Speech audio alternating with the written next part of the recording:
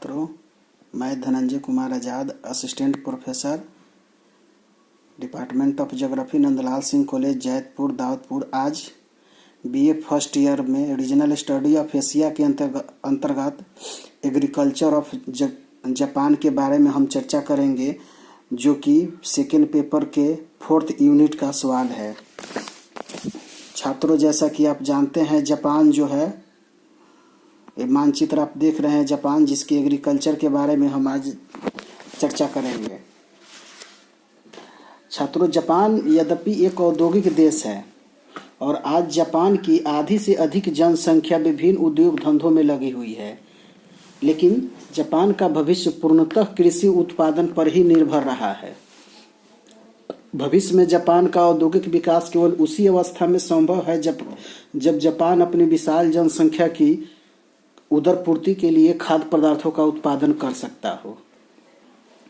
Japan की बढ़ती हुई जनसंख्या एवं सीमित कृषि क्षेत्र ही जापान के औद्योगिक विकास में सहायक हुए हैं, लेकिन एक ऐसा देश जहां जनसंख्या तीव्रता से बढ़ रही हो और कृषि भूमि के विस्तार की लगभग कोई संभावना नहीं हो, कब तक अपनी दैनिक आवश्यकताओं के लिए विदेशों पर आश्रित होगा। जापान को अपने देश को और विकास करने के लिए कृषि पर अधिक ध्यान देना पड़ेगा, इसलिए जापान के लिए कृषि का महत्व और अधिक है। जैसा कि एक टेबल के माध्यम से आप देख पा रहे हैं कि एशिया के देशों के साथ साथ अन्य देशों के बारे में भी इसमें बताया गया है, जैसे कि संयुक्त राज्य अमेरिका, जिसमें कृषि में लगी हुई जनसंख्या 8% है, जबकि कृषि भूमि वहाँ के कुल क्षेत्रफल का 22% है। जबकि ग्रेट ब्रिटेन, जहाँ की कृषि में लगी हुई जनसंख्या 10% है, जबकि वहाँ की कृषि योग्य भूमि 23% है। जबकि फ्रांस में 39% भूमि कृषि योग्य है, जबकि 16% जनसंख्या कृषि में लगी है।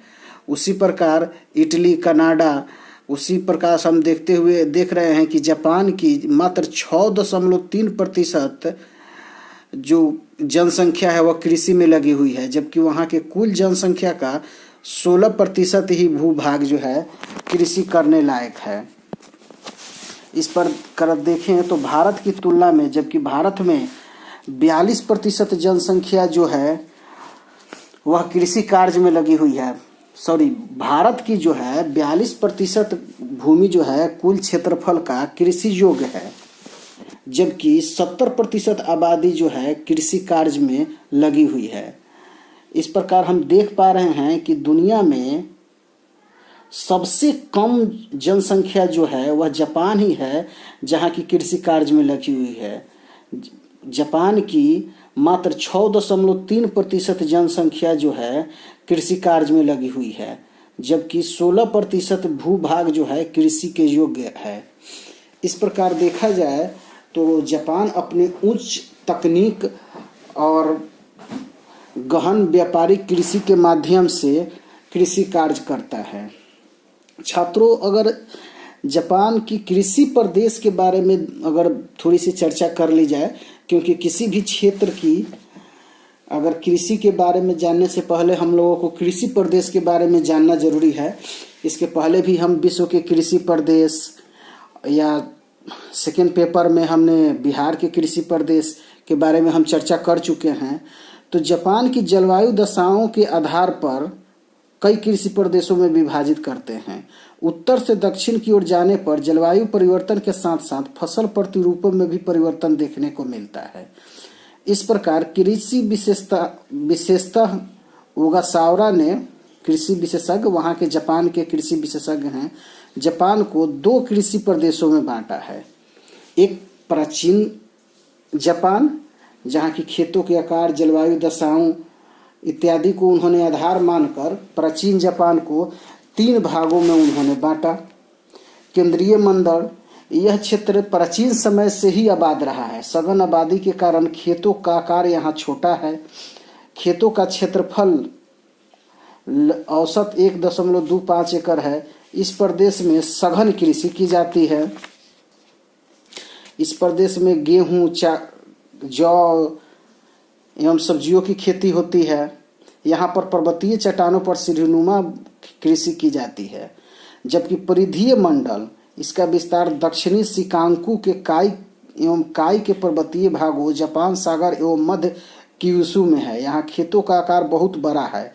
यह कृषि केंद्रीय भंडारण की भांति सघन नहीं होती। यहाँ कृषि उत्पादन भी कम होता है। इस प्रदेशों को भी 4 भागों में बांटा गया: मध्य क्यूशू प्रदेश, सैन इन प्रदेश, दक्षिणी शिकाकू एवं काई प्रदेश, हिंडा कृषि प्रदेश। जबकि एक अन्य प्रदेश इसका सीमांत कृषि प्रदेश है। यहाँ कृषि में सघनता नहीं देखी जाती। साथ ही यहाँ जनसंख्या का भी कम जमाव पाया जाता है। यह एक पिछड़ा प्रदेश है। यहाँ कृषकों की आय भी कम है। इसे भी 2 भागों में बांटा जाता है: दक्षिणी क्यूशू प्रदेश और टोकोकू प्रदेश। इसी प्रकार एक अन्य कृषि प्रदेश है होक्काइडो कृषि प्रदेश। यह जापान के उत्तर में स्थित है। यहाँ कृषि का विकास 19वीं शताब्दी के उत्तरार्ध में हुआ। प्रारंभ में यहाँ रहने वाले लोग मछली पालन एवं जीवन निर्वाह कृषि करते थे। उस समय होक्काइडो के विकास हेतु आवासीय विकास पर जोर दिया गया एवं सैनिकों को सड़क के किनारे बसाया गया। यहाँ पर अमेरिका के तर्ज में फार्म हाउस बनाया गया। ये फार्म हाउस 12.5 एकड़ में फैले हुए हैं। यहाँ खेतों का आकार अपेक्षाकृत बड़ा है। यहाँ शीत ऋतु कठोर होती है। जिस स्थान पर सिंचाई सुविधा होती है वहाँ घास की खेती होती है। यहाँ हल घोड़ों द्वारा खींचे जाते हैं। यहाँ सेब, आलू, चुकंदर मुख्य रूप से बोई जाती है। इसके अंतर्गत पश्चिमी होक्काइडो कृषि प्रदेश, मध्य होक्काइडो कृषि प्रदेश एवं पूर्वी होक्काइडो कृषि प्रदेश आते हैं। इस प्रकार देखा गया तो जापान को मुख्यतः 2 भागों में और उप विभाग करके कई एक उप विभागों में कृषि में जापान को कृषि प्रदेशों में बांटा गया। अब अगर प्रमुख फसलों के रूप में देखा जाए तो जापान के अंतर्गत कृषि के अंतर्गत जापान में एक ही भूमि पर एक वर्ष में अनेक फसलों एवं एक समय में विभिन्न फसलों का उत्पादन किया जाता है। सामान्य रूप से जापान में 2 फसलें प्रमुख हैं: खाद्य फसलें और व्यापारिक फसलें। खाद्य फसलों के बारे में अगर देखा जाए तो खास खाद्य फसलों के अंतर्गत जापान की कृषि भूमि का सबसे अधिक भाग लगा हुआ है। खाद्य फसलों में भोजन प्रदान करने वाले फसलों का उत्पादन किया जाता है। खाद्य फसलों में चावल सबसे प्रमुख है। अन्य फसलों में गेहूं, जौ, सोयाबीन, आलू, चुकंदर इत्यादि हैं। इस प्रकार अगर विस्तार से देखा जाए तो चावल, यहाँ एक मानचित्र के माध्यम से हम समझ सकते हैं वहाँ कौन कौन से फसल किस क्षेत्र में उपजाए जाते हैं। इस प्रकार अगर देखा जाए तो चावल जापान की सबसे महत्वपूर्ण फसल है। जापान, चीन तथा भारत के पश्चात विश्व का सबसे अधिक चावल उत्पादन करने वाला क्षेत्र है। जापान में चावल की कृषि कुल कृषि भूमि के लगभग 43% भाग अथवा 42 लाख हेक्टेयर भूमि पर की जाती है। जापान में चावल की कृषि सर्वत्र की जाती है। चावल के उत्पादन निचले समतल भागों में, नदियों के घाटियों में, डेल्टाई प्रदेशों में एवं समुद्र तटीय क्षेत्रों में किया जाता है। जापान में चावल उत्पन्न करने का पौधा लगाने की विधि सर्वत्र पाई जाती है। जापान की जलवायु भी चावल के उपज के अनुकूल है। मानसूनी हवाओं से चावल की कृषि के लिए पर्याप्त वर्षा हो जाती है। इसके अलावा शीत ऋतु में पड़ने वाली बर्फ से भी जल की प्राप्ति हो जाती है। कुछ सिंचाई तालाबों द्वारा और शेष सिंचाई नदियों द्वारा भी हो जाता है। उत्तम बीज, रासायनिक खादों का प्रयोग, मशीनीकरण चावल के उत्पादन को बढ़ाने में सहायक होता है। अगर गेहूं के बारे में देखा जाए तो आयात में चावल के बाद खाद्य फसल, जापान में चावल के बाद खाद्य फसलों में दूसरा सबसे प्रमुख खाद्य पदार्थ गेहूं ही है। गेहूं जापान की कृषि भूमि के केवल 6% भाग पर बोया जाता है। जापान में गेहूं के उत्पादन के प्रमुख क्षेत्र आंतरिक सागर का तटीय प्रदेश, क्वांटो का मैदान, पश्चिमी क्यूशू, होक्काइडो का पहाड़ी प्रदेश। जापान में कृषि के अंतर्गत गेहूं की कृषि के अंतर्गत 4 लाख हेक्टेयर भूमि लगी हुई है।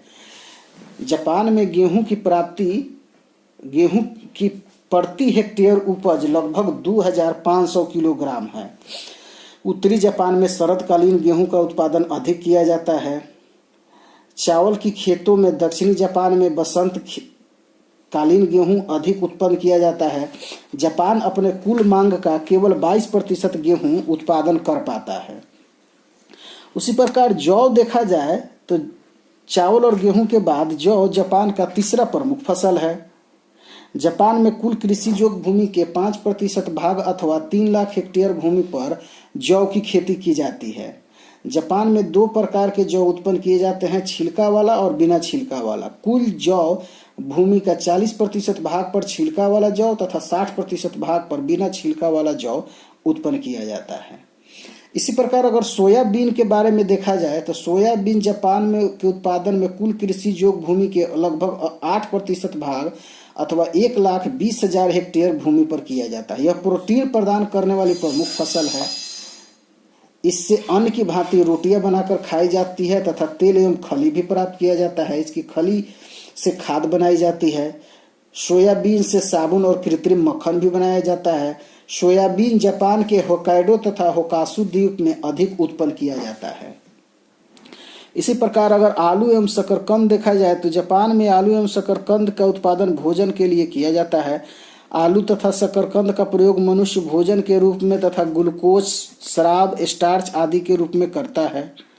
जापान में कुल कृषि भूमि का 10% भाग पर आलू एवं शकरकंद की खेती की जाती है। इसके अलावा जापान में कुछ मोटे अनाज, ज्वार, बाजरा, मकई, राई इत्यादि का भी उत्पादन किया जाता है, जिसके अंतर्गत देश की कुल 5% भूमि लगी हुई है।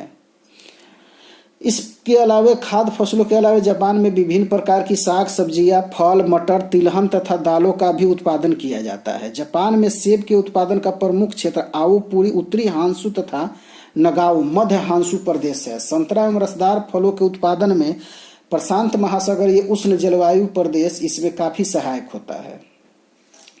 अगर व्यापारिक फसलों के में देखा जाए तो जापान जो है सबसे ज्यादा चाय उत्पन्न करता है।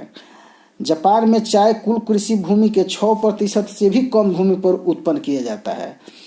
जापान में चाय का उत्पादन मुख्यतः घरेलू मांग की पूर्ति के लिए किया जाता है। जापान विश्व का चौथा बड़ा चाय उत्पादक देश है। जापान हरी चाय के लिए प्रसिद्ध है। यहाँ की हरी चाय काफी स्वादिष्ट होती है। हरी चाय के उत्पादन जापान में सर्वत्र किया जाता है। सेनिया जाति की चाय, हरी चाय विश्व की श्रेष्ठ किस्म की चाय है। टोक्यो के पश्चिमी क्षेत्र एवं शिजुआको प्रांत चाय उत्पादन के प्रमुख क्षेत्र है। वहीं अगर गन्ना और चुकंदर के रूप देखा जाए तो जापान में चीनी बनाई जाती है। गन्ना और चुकंदर की कृषि अभी भी जापान में अधिक विकसित नहीं हुआ है। जापान अपनी कुल कृषि भूमि के 2% भागों पर गन्ना एवं चुकंदर की खेती की जाती है।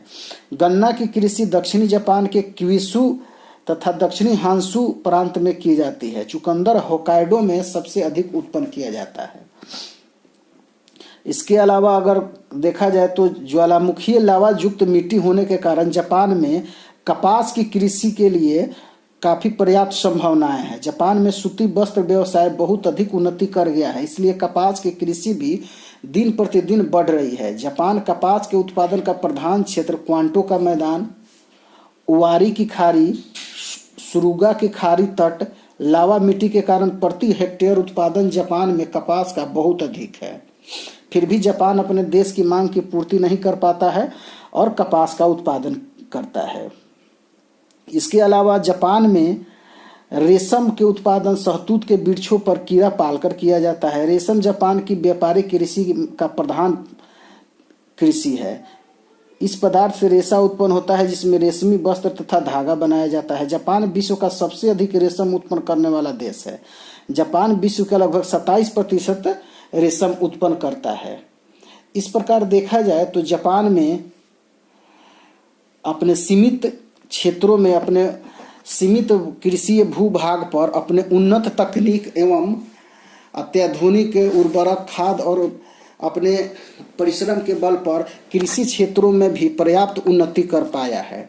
इस प्रकार कहा जा सकता है कि यद्यपि जापान एक औद्योगिक क्षेत्र है, परंतु कृषि उत्पादन में भी जापान अन्य देशों से पीछे नहीं है। धन्यवाद।